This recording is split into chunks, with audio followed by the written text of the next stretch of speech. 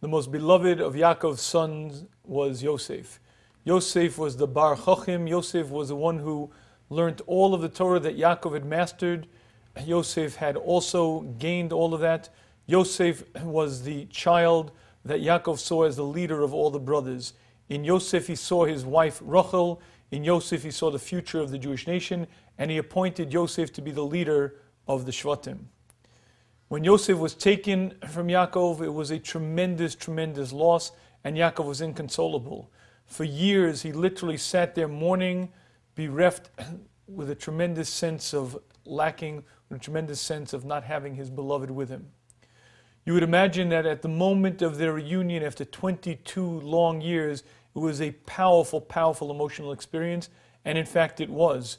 So powerful that the Pasuk describes that Yosef, upon seeing his father, fell on his neck and began weeping, weeping, weeping, almost without a stop. Interestingly enough, though, Yaakov was not crying. And Rashi is bothered by why is it that Yaakov wasn't crying. Says Rashi, because Yaakov was reading the Shema. And I believe it's rather an obvious question to ask that of all times, why is it that Yaakov sees fit to read the Shema at this very moment? And I believe the answer to this is a very powerful lesson in understanding the human dynamics.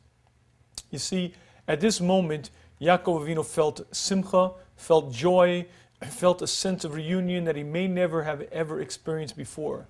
And what he was doing was locking in that moment.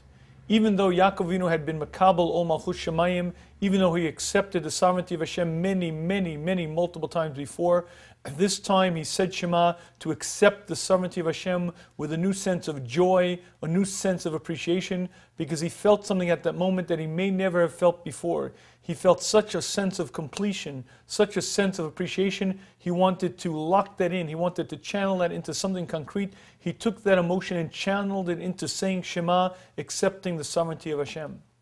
And I believe that this concept is a very powerful one in learning how to use moments and learning how to grow. All of us have ups and downs.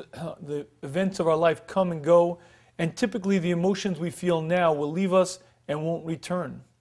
But if a person uses those moments, the highs and the lows, to gain clarity of understanding, to gain closeness to Hashem, they lock in that moment, and for eternity they're a different person.